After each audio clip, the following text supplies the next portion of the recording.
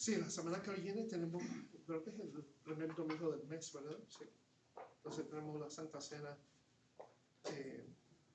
la semana que viene. Entonces voy a continuar mi mensaje que comencé hoy en el culto en inglés y tocar la parábola del siervo que no perdona o que no perdonó. Y para el mensaje de la semana que viene, que nosotros como cristianos debemos perdonar, porque hemos sido perdonados. ¿En el culto de inglés está en qué capítulo de Mateo? Mateo 18, sí, Mateo 18. Pero esta mañana quiero, ya porque vamos, siempre hago un mensaje un poco diferente para la Santa Cena, no quería comenzar otra exposición de un libro hoy, entonces parar y continuar. Entonces quiero, para la próxima exposición, el libro de la Biblia que voy a predicar va a ser sobre 1 Timoteo. 1 Timoteo, si quieren comenzar a leer esa carta pastoral de Pablo a Timoteo. Pero esta mañana quiero por lo menos dar otro mensaje más, sí, a lo mejor es más una lección última para esos que están interesados en ser miembros de nuestra iglesia o han ya llenado la planilla, o también un repaso para esos que son miembros de nuestra iglesia, a dar, a proveer las vías o las columnas de apoyo que una iglesia saludable, una iglesia estructuralmente sólida debe tener. Las vigas de apoyo de una iglesia estructuralmente sólida. Esto, en otras palabras, esto constituye, se puede decir, nuestra filosofía de ministerio, las creencias, ciertas creencias que dirigen nuestro ministerio, porque hacemos lo que hacemos, en este caso, qué son las cosas que debemos estar siempre al tanto como una buena iglesia, una iglesia saludable, una iglesia que agrada a su cabeza, el Señor Jesucristo. En 1 Timoteo capítulo 3, nada más para acordarnos lo que dice ahí acerca del propósito de la iglesia, o uno de los propósitos de la iglesia, se ve ahí en 1 Timoteo capítulo 3, versículo 15. Y de aquí voy a, en un sentido, saltar, a tocar sobre este tema. Pero dice aquí en 1 Timoteo capítulo 3, versículos 14 y 15, esto te escribo, Pablo le está diciendo a Timoteo, aunque tengo la esperanza de ir pronto a verte, para que si tardo sepas cómo debes conducirte en la casa de Dios. ¿Y qué es la casa de Dios? Que es la iglesia del Dios viviente, columna y baluarte de la verdad. Columna y baluarte de la verdad. Interesante, tres maneras que se identifica la iglesia. No quiero hacer una exposición solo sobre ese versículo porque lo voy a cubrir cuando empezamos a estudiar 1 Timoteo. Pero dice tres cosas sobre la iglesia. Primero, es la casa de Dios. Sabemos en otros versículos que se habla de la iglesia como el templo de Dios. Es una iglesia, en otra palabra, la iglesia es donde se reúnen esos que son llamados del mundo a ser salvos y ser parte de la familia, a ser parte del hogar de Dios. Y es una columna y baluarte de la verdad. En otra palabra, la iglesia debe ser el sitio donde la verdad se expone. Debe ser una portavoz de la verdad de Dios, no solo a los creyentes, para que sepan qué es la verdad y conocer al Dios de la verdad, el Dios que es verdad, pero también a poder comunicar esa verdad, ser equipado, ser preparado a comunicar esa verdad o las verdades que viene de la verdad de las Escrituras a personas que necesitan saber, conocer la verdad y conocer a Dios como su Dios y su Salvador en el nombre de Cristo Jesús. Entonces, hay ciertas doctrinas, y hay muchas, porque nosotros tenemos una declaración doctrinal muy extensiva, comprensiva, y claro, yo repasé algunas distintivas doctrinales de nuestra iglesia. Pero al fin y al cabo, hay ciertas doctrinas que deben ser comunes entre buenas iglesias. Iglesias que van a realizar esta identidad, su llamado de ser una columna y baluarte de la verdad. Y eso es lo que me quiero concentrar esta mañana. ¿Qué son esas doctrinas que en sí funcionan como nuestras vigas de apoyo del ministerio para que nuestra iglesia bíblica Miami Bible Church, haga el ministerio de Dios a la manera de Dios, a la manera que agrada a Dios? Entonces, cada iglesia local que está buscando ser bíblica y por lo tanto honrando a Cristo, debe tener estos elementos doctrinales como el fundamento de su ministerio para que sea una columna y baluarte de la verdad. El primer elemento fundamental de una buena iglesia es que tiene una alta vista de Dios.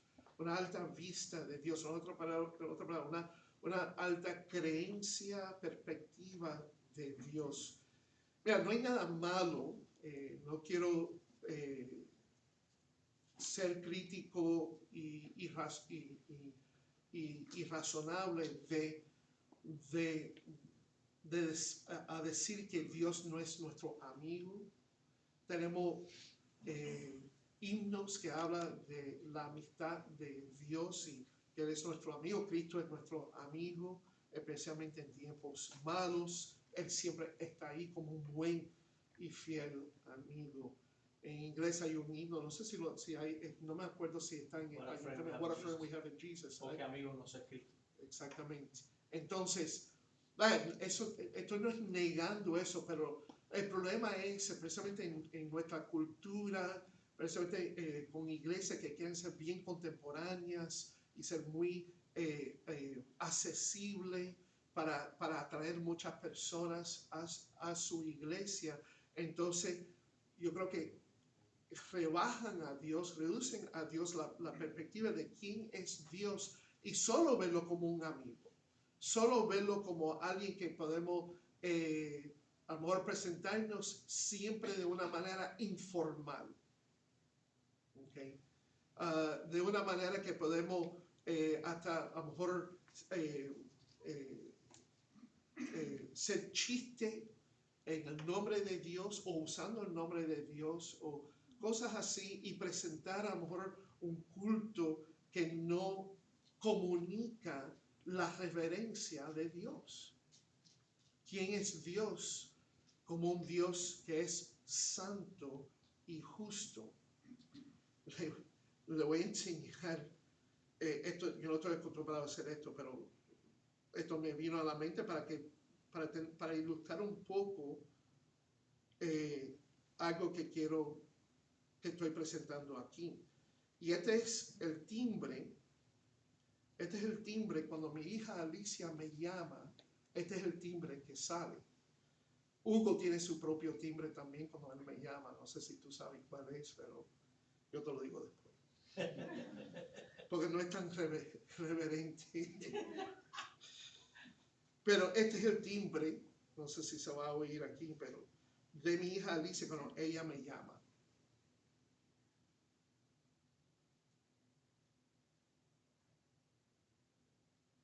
Okay. Porque lo tengo en silencio aquí.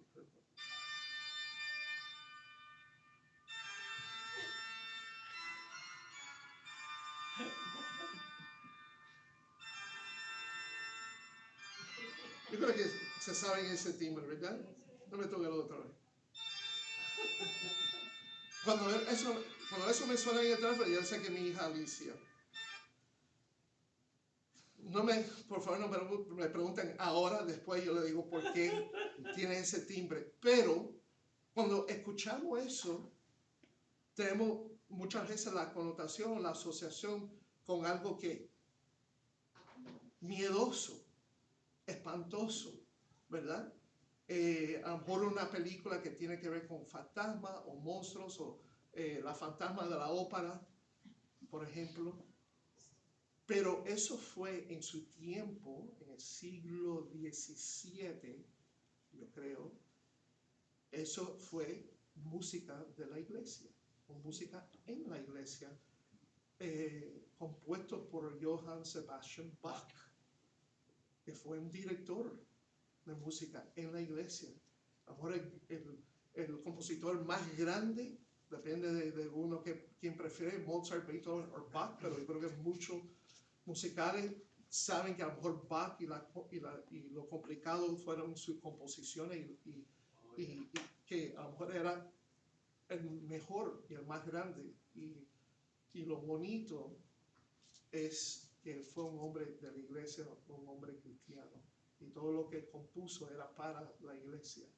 Entonces, esa música, a lo mejor ahora lo asociamos como algo de miedo. En sí, eso fue tocado para estimular el temor de Dios en las personas cuando uno está entrando en el santuario. Y eso incluye también la manera que santuarios o iglesias eran diseñados, precisamente esas iglesias antiguas que tienen los techos bien altos para comunicar otra vez de una manera visible, física, lo grande que es Dios. Que aunque Dios está cerca con nosotros y Él es inmanente, que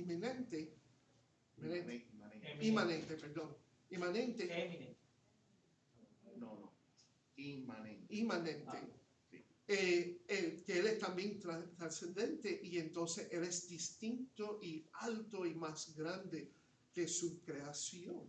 Y se debe ver de esa manera, se debe debemos acercarnos con esa reverencia. Entonces sabemos de las Escrituras que Dios es santo y justo. Nada más para ilustrar eso, saben, nada más dirigirlo otra vez a Isaías capítulo 6, por ejemplo.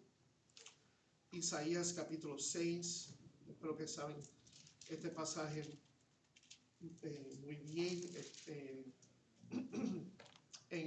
Creo que en la conferencia del año pasado con Dr. Bruce Ware hizo un buen mensaje sobre Isaías capítulo 6. Se lo recomiendo. También hay un mensaje de John MacArthur sobre Isaías capítulo 6, que es uno de los mejores exposiciones y mensajes sobre este pasaje. Uno de mis favoritos de él.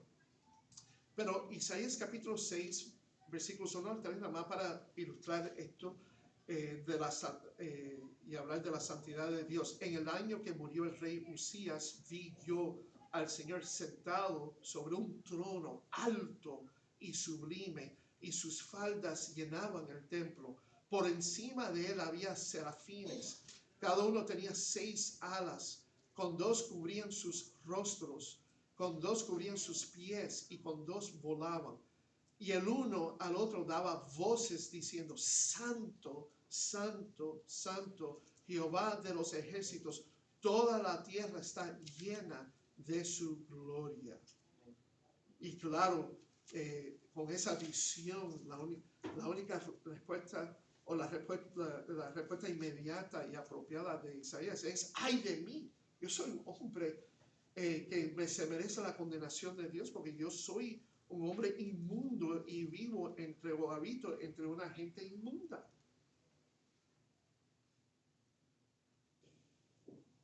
Para ilustrar esto también está una de las doxologías favoritas mías de la Biblia, y es Romanos capítulo 11. Romanos capítulo 11, versículos 33 al siguiente. Porque Dios sujetó a todos en desobediencia para tener misericordia de todos, Oh, profundidad de las riquezas, de la sabiduría y de la ciencia de Dios. Cuán insondables son juicios e inescrutables sus caminos.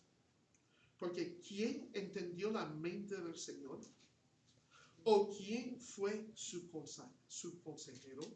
¿O quién le dio a él primero para que le fuese recompensado? Porque de él y por él y para él son todas las cosas. A él sea la gloria por los siglos. Amén. Y otra ilustración nada más, otra más de la Biblia aquí es la gloria que se le va a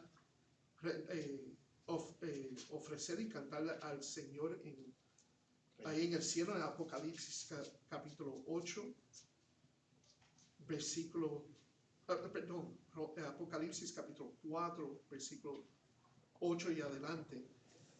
Y los 4 seres vivientes tenían cada uno 6 alas y alrededor por dentro estaban llenos de ojos y no cesaban día y noche de decir: Santo, Santo, Santo es el Señor Dios Todopoderoso, el que era, el que es y el que ha de venir. Y nada más saltando un poco al versículo 11.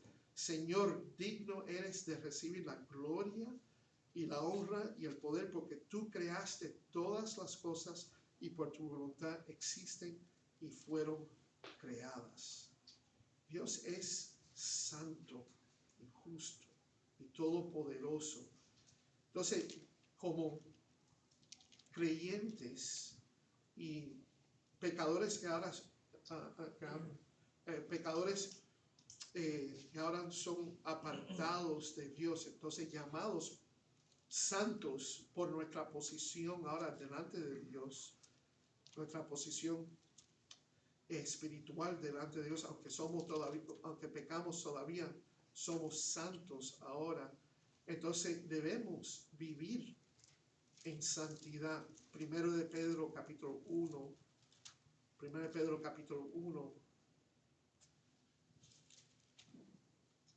nos exhorta de esa manera, de versículos 13 al 16. Primero de Pedro capítulo 1. Por tanto, ceñid los lomos de vuestro entendimiento, sed sobrios y esperar por completo en la gracia que se os traerá cuando Jesucristo sea manifestado. Como hijos obedientes, no os conforméis a los deseos que antes tenías, estando en vuestra ignorancia, sino como aquel que os llamó es santo, sed también vosotros santos en toda vuestra manera de vivir, porque escrito está: sed santos porque yo soy santo. Cuando hay una falta de esta vista de Dios, esta vista alta de Dios como santo y justo, entonces el resultado es que va a haber en la iglesia una tolerancia del pecado, un enfoque demasiado en nuestra evaluación de nosotros y un enfoque demasiado en el hombre en lugar de la verdad de Dios, lo que el hombre piensa, lo que el hombre siente, pero no lo que dice y lo que cree Dios. La iglesia refleja un ministerio centrado en el hombre que trata de complacer al hombre en lugar de glorificar a Dios. Y eso es lo que pasa con muchas iglesias que ahora son iglesias del mercado o tienen un ministerio mercantil. En otras palabras, tienen la filosofía de su ministerio es una filosofía pragmática, donde los fines justifican los medios. Entonces el fin es nada más aumentar la cantidad o el número de personas a asistir a la iglesia. Entonces, ¿qué son los medios para mejor cumplir o acontecer, lograr esos fines? Y ahí donde se ven muchas iglesias que en vez de predicar la palabra, prefieren a lo mejor predicar una película del cine, como hay una iglesia aquí, no en Miami, pero aquí en la Florida del Sur, donde era la iglesia anterior de mi yerno, Ryan, antes que el Señor lo salvó y lo dirigió a Grace Emmanuel Bible Church. Él iba a una iglesia donde muchas veces dan series no de estudio de libros de la Biblia, pero series de estudio de películas, y para ver cómo la película enseña valores o principios espirituales. Vamos a decir, como ahora una película recientemente como Superman. Bueno, Superman es una ilustración de Cristo, y Él es el que vino a salvar el mundo. Y es una falta, no solo de una vista alta de Dios, porque uno se está enfocando en lo que prefiere el hombre, y el hombre, especialmente el hombre incrédulo, no va a desear adorar a Dios por su propia cuenta, no va a tener un deseo natural a congregarse para adorar al Dios santo y justo, pero es atraído por el entretenimiento. Es atraído a lo mejor por a lo mejor prácticas o ejercicios de terapia psicológica o algo que lo hace sentir bien en su vida, y claro, dando mensajes que no vienen de la Biblia, pero vienen del cine, del teatro o de la música secular o mundana, porque eso es lo que él escucha o lo que él ve a menudo. Entonces sí, eso ahora la iglesia lo interesa. Entonces ahí se ve que un compromiso a una alta visión de Dios nos lleva a ver su palabra como la guía perfecta para nuestra vida. Una iglesia que no tiene una alta visión de Dios no va a dependerse y no va a ser guiada por la suficiencia y la autoridad de la palabra de Dios. Entonces, primero, una iglesia buena, sólida, agradable a su cabeza, el Señor Jesucristo, tiene una alta vista de Dios, y segundo, es gobernada por su creencia en la suficiencia y autoridad de la palabra de Dios. Cree en la suficiencia y la autoridad de la palabra de Dios. Nosotros hemos pasado mucho tiempo en esto, precisamente cuando hice las exposiciones sobre el Salmo 119, pero es todavía importante acordarnos, especialmente eso que son nuevos miembros o quieren hacerse nuevos miembros, que nosotros creemos simplemente en esta declaración. Lo que la Biblia dice, Dios dice. Lo que la Biblia dice, Dios dice. ¿Por qué? Porque la Biblia es inspirada por toda la Biblia, todas las escrituras es inspirada por Dios. Y si Dios debe tener, y lo tiene, aún cuando uno no lo reconoce, no lo quiere reconocerlo, Él tiene suprema autoridad sobre todas las cosas, inclusive la vida de su pueblo, de sus hijos adoptados, sobre su iglesia. Entonces la Biblia tiene esa autoridad suprema sobre la iglesia. Eso fue una de las doctrinas fundamentales restauradas por la Reformación, la doctrina, por la Reforma, perdón, la doctrina de sola escritura. Sola las escrituras tienen la autoridad suprema sobre cada miembro de la iglesia de Cristo, incluyendo el Papa y los sacerdotes y los cardenales, los obispos, los pastores, todo. Estamos bajo la autoridad de la palabra de Dios. Jesús dijo, el hombre no vivirá solo por pan, sino por toda la palabra que salga de la boca de Dios. Entonces la iglesia debe ser alimentada por cada palabra, como dijo John MacArthur en su libro El plan del maestro para la iglesia. Debe ser alimentada por cada palabra que sale por la boca de Dios. Y no solo que creemos en esa autoridad sobre cada miembro de nuestra iglesia, pero que la palabra misma es suficiente y relevante para todos los asuntos que son espirituales. Es totalmente suficiente y relevante para cada situación espiritual. Puede que no nos dé una respuesta explícita a cada problema específico, pero siempre nos dará los principios por los cuales podemos, mediante la obediencia a su palabra, glorificar a Dios. Romanos capítulo 12, versículo 2 nos indica esto. Porque algunas veces a lo mejor pensamos, bueno, ¿qué decisión debo tomar en esta situación? O ¿qué la Biblia dice sobre el noviazgo? Cómo ser novios.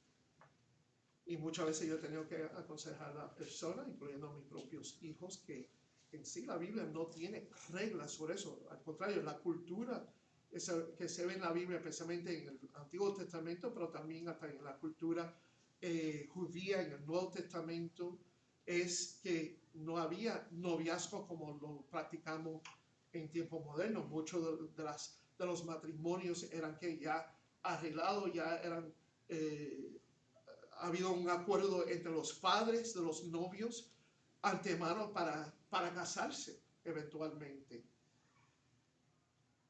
Pero de todas formas, aunque la Biblia no habla explícitamente sobre el noviazgo y cómo se deben tratar, cómo se deben, qué restricciones deben tener, qué compromisos deben practicar en su noviazgo, la Biblia todavía habla mucho sobre eso porque habla sobre el carácter de la persona, ¿verdad? Cómo una persona debe conducirse, cómo debe comportarse con otra persona, especialmente entre un hombre y una mujer.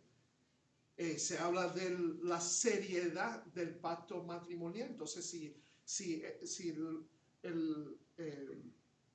el matrimonio es un pacto que Dios ha creado, ha diseñado y ha creado para el hombre y la mujer, y para que se unen y que ningún hombre los separe, entonces debe haber una seriedad cuando uno toma los votos de matrimonio. Entonces, eso ya presenta implicaciones para esos novios, para ver que, mira, si vamos a salir, no debemos salir o no debemos estar saliendo con una mujer y con la otra y con la otra, para nada más disfrutar la compañía de la otra persona. Para eso tienes amigos, si eres un hombre, y si eres una mujer, para eso tienes amigas. Dios creó el hombre y la mujer no para ser solo amigos, eran para juntarse, unirse como una sola carne. Entonces no existe esa amistad pegada entre un hombre y una mujer que no hay una atracción sexual ahí. Entonces, la Biblia nos da una cosmovisión, nos da principios a ver cómo uno debe, en nuestra cultura, nada más para dar un ejemplo, cómo uno debe practicar eso. Entonces todavía hay principios, y claro, los principios de la moralidad sexual y cómo uno debe cuidar y proteger su pureza sexual. Y claro, la Biblia habla que el hombre tiene un aspecto interior. Entonces, debemos no buscar filosofía mundana o secular acerca para buscar respuestas y guías sobre nuestra condición interior o espiritual.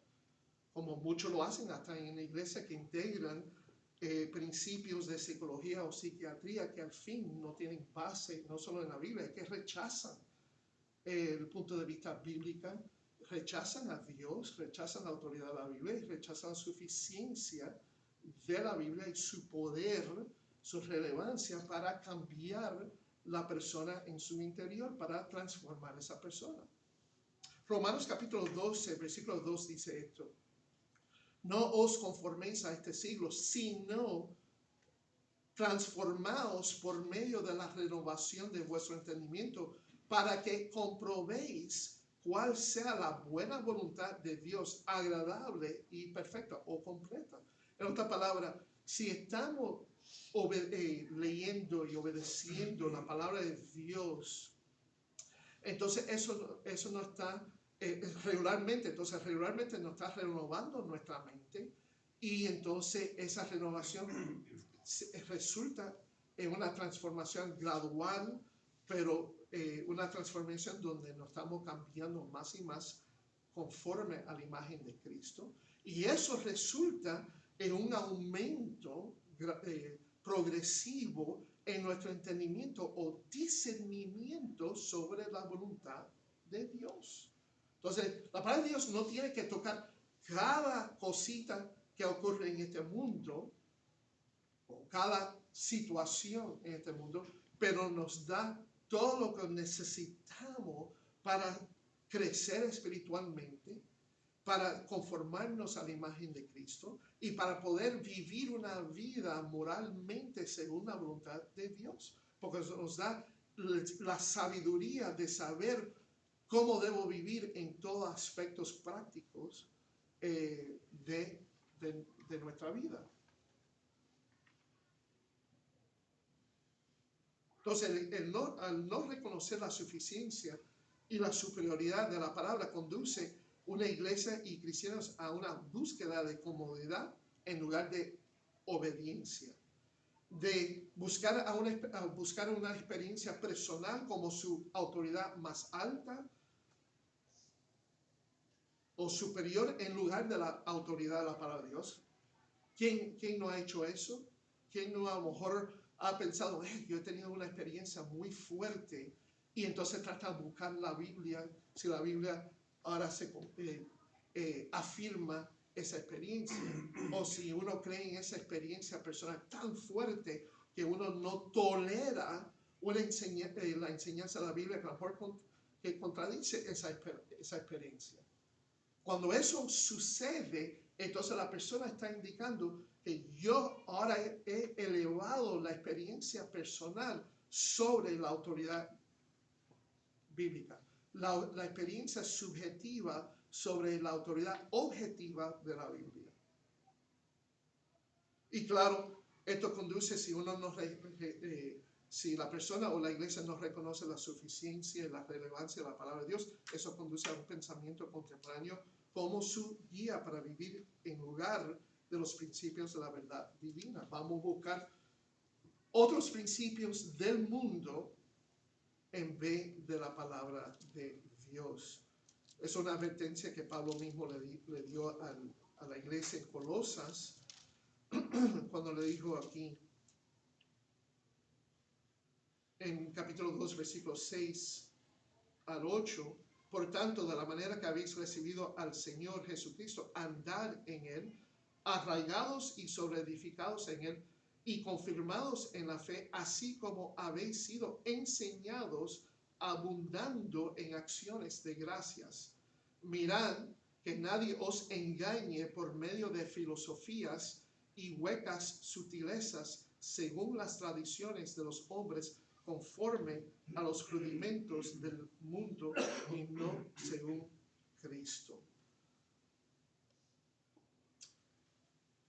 En la metafísica de nuestra existencia es que nosotros como hombres somos no solo físico o natural, pero también tenemos nuestro aspecto espiritual, o algo que no es físico no es visible a las examinaciones de los ojos de hombres.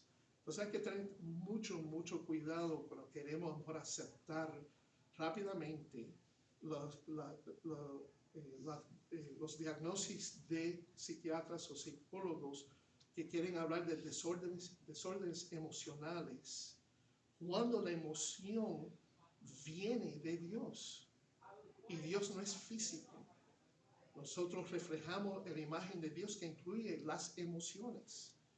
Entonces, si queremos ver la causa de problemas emocionales, La causa no puede ser algo físico. La causa, o la raíz de la causa del problema emocional es algo espiritual.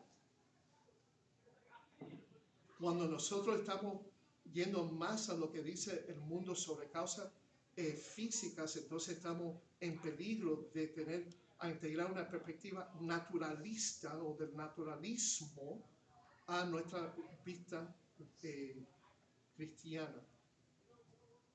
Entonces, un compromiso con la suficiencia o estar comprometido a la suficiencia de la palabra de Dios es la base de una visión bíblica de la humanidad. Ahora eso nos lleva entonces a que una iglesia necesita tener un entendimiento preciso del hombre. La palabra de Dios habla claramente que la humanidad es totalmente depravada. Él no puede ser el bien por sí mismo. Romanos capítulo 3, versículo 10, por ejemplo.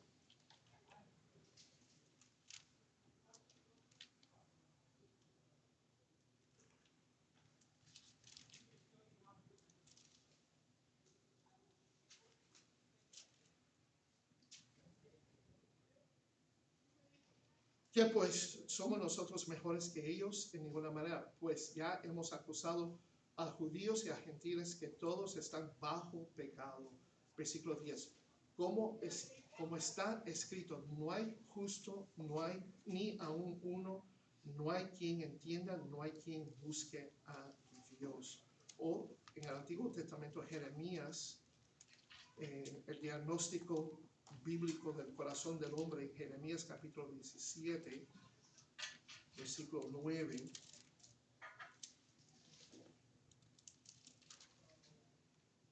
Dice aquí, engañoso es el corazón más que todas las cosas y perverso. ¿Quién lo conocerá? Yo, Jehová, que escudriño la mente, que pruebo el corazón, para dar a cada uno según su camino, según el fruto de sus obras. Entonces el hombre no puede ser el bien por sí mismo, su corazón es engañosamente malo, y si vemos desde el principio del origen del pecado y cómo se estaba manifestándose más y más en el mundo, como se ve ahí en Génesis capítulo 6, versículo 5, el meta de la vida y del corazón depravado es el egoísmo y solo hace el mal continuamente.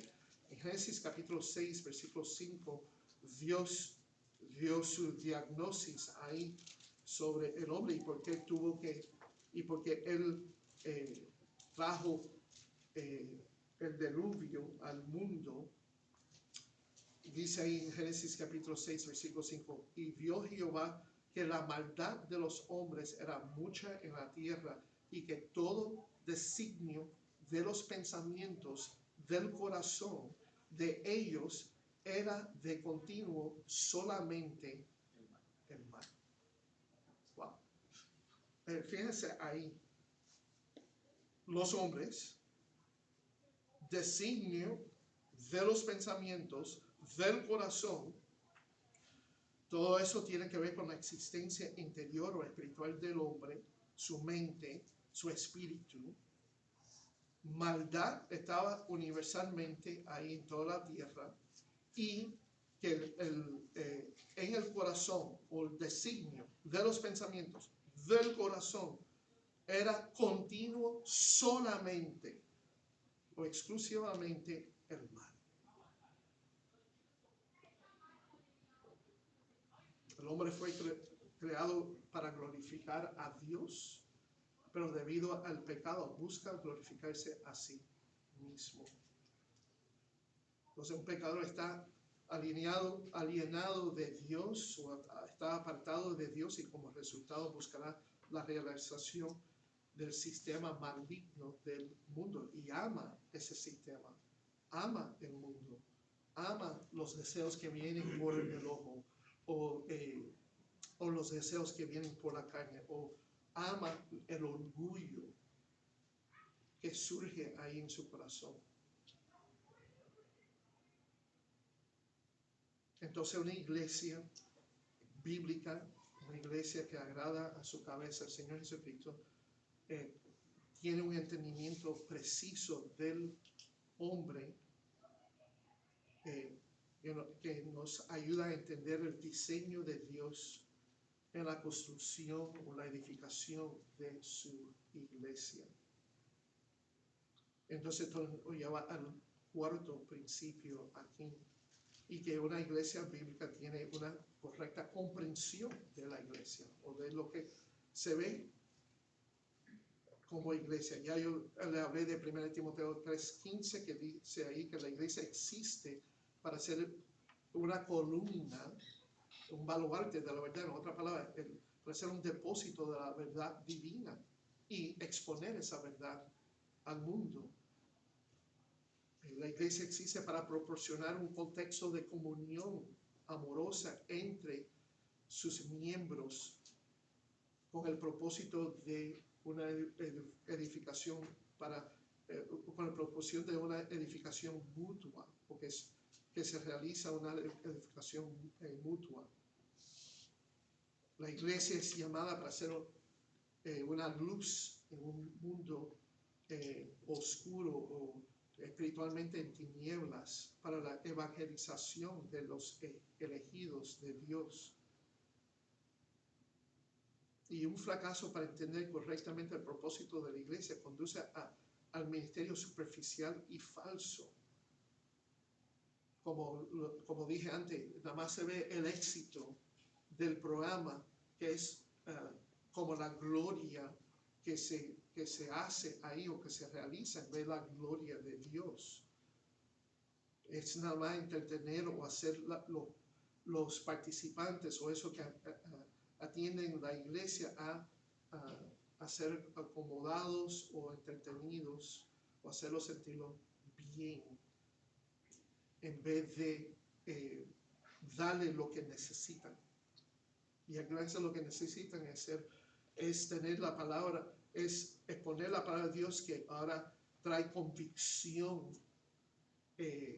espiritual en su corazón y de su vida, trae luz la luz que expone entonces sus pensamientos y sus motivos para que la persona sepa que es un pecador y necesita la misericordia y la gracia de Dios. O como creyentes necesitamos ser alimentados por la palabra de Dios para poder crecer espiritualmente, madurarnos y ser más como Cristo. Entonces, una correcta comprensión de la iglesia es tener una comprensión del propósito de la iglesia, es ser un depósito de la verdad divina, ser una congregación de creyentes que se reúnen para glorificar o exaltar a Dios Santo en el nombre de Cristo Jesús, para entonces ser equipados para la obra del ministerio, para la edificación de la iglesia, y entonces salir y evangelizar y dar testimonio de este gran Dios manifestado, revelado mediante su Hijo, el Señor Jesucristo. Entonces, una correcta comprensión del propósito de la iglesia nos ayuda a entender correctamente el liderazgo bíblico. Si vamos a tener una iglesia que ejerce su propósito bíblicamente, entonces debe ser dirigida por un liderazgo bíblico. Entonces, este es el quinto elemento del fundamento de una iglesia bíblica, y es la prioridad del liderazgo bíblico, la prioridad de tener un liderazgo bíblico. Debemos reflejar el carácter de Cristo para ser modelos del rebaño, y para eso tiene que haber hombres entre la congregación para dar liderazgo y mostrar el carácter de Cristo. Muchas veces pensamos que los pastores, los ancianos, los líderes de la iglesia son supermen, superhombres, pero no. Esos que son escogidos o apuntados para ser líderes en la iglesia son hombres que ya deberían estar practicando los principios de la Biblia, que están manifestando ya un carácter piadoso, un carácter que refleja la imagen de Cristo. Entonces, están cumpliendo con esas características. Si van a 1 Timoteo, por ejemplo, yo sé que vamos a estudiar este libro, entonces no voy a decir mucho aquí, pero nada más sencillamente dice aquí, palabra fiel, si alguno anhela obispado, buena obra desea, pero es necesario que el obispo sea irreprensible y entonces da estas características que ya debe estar en el hombre, en el miembro de la iglesia. O Tito capítulo 1 dice ahí, Pablo le dice a Tito, le dirige a Tito aquí en capítulo 1 versículo 5, por esta causa te dejé en Creta para que corrigieses lo deficiente y establecieses ancianos en cada ciudad, así como yo te mandé, el que fuere irreprensible. Y entonces sigo las características ahí. Pero ¿de dónde vienen esos ese hombre? De la congregación. Entonces, palabra, ya los hombres, y podemos decir cada miembro de iglesia debe estar ya viviendo una vida irreprensible. Entonces, no es algo que es un nivel diferente y más alto entre hombres cristianos.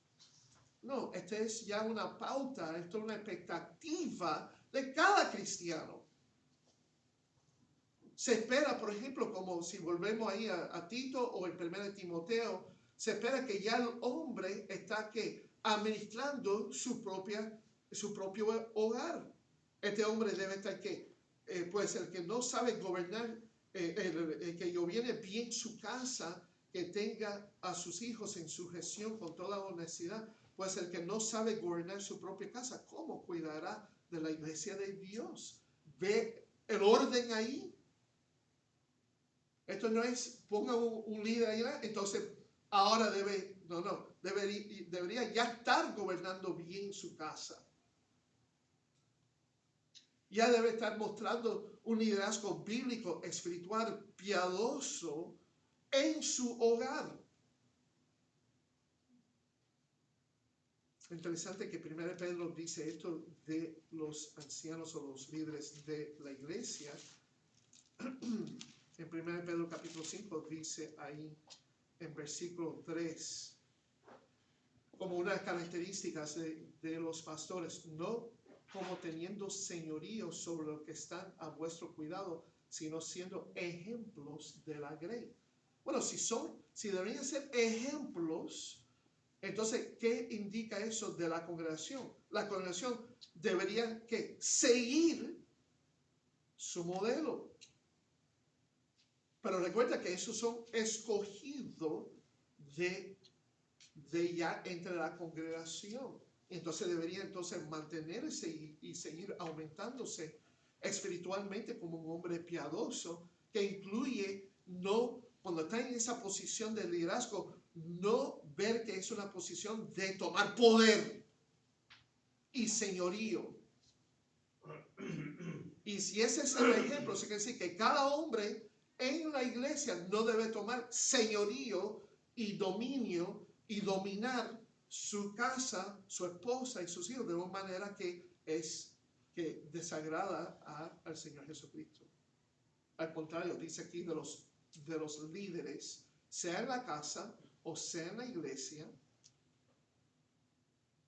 dice aquí en versículo 5, igualmente jóvenes están sujetos a los ancianos y todos los jóvenes y los ancianos sumisos unos a otros, revestidos de humildad, porque Dios resiste a los soberbios y da gracia a los humildes. Es un problema entre nuestra cultura latina, ¿no? Eso era un problema conmigo cuando yo primero me casé y era un cristiano inmaduro. Yo quería dominar a mi esposa. Y si tú conoces a mi esposa Shirley, ella es súper dulce. Pero tampoco ella no se dejaba tanto. Pero eso me hacía entonces ponerme más agresivo. Pero tú sabes que esa agresividad era una inmadurez y era pecado. No viene de la humildad. Eso viene del orgullo, claro, cultivado en la casa, cultivado en la cultura, cultivado entre los hombres mundanos, Machismo. el machismo, que estimula y anima esa actitud pecaminosa. Entonces, el liderazgo bíblico debe reflejar el carácter de Cristo para ser modelos del rebaño. El liderazgo bíblico debe equipar adecuadamente a cada persona, cada miembro de la iglesia para hacer la obra del ministerio. Lo vemos en Efesios capítulo 4, versículo 12. ¿Para qué? Para otra vez, para cumplir con el propósito de la iglesia, de la congregación, para que la iglesia sea edificada. Y hay una edificación mutua que se logra ahí. Y que el liderazgo bíblico provee una amplia oportunidad para que ellos los miembros hagan esta obra bíblica. Estos son entonces los rasgos, las vigas de apoyo, de mantener recto una iglesia bíblica, para que entonces esa iglesia bíblica cumple con su propósito de ser una columna y baluarte de la verdad. Amén. Amén. Vamos a ponernos de ti. Y que esto sea entonces logrado en nuestra iglesia.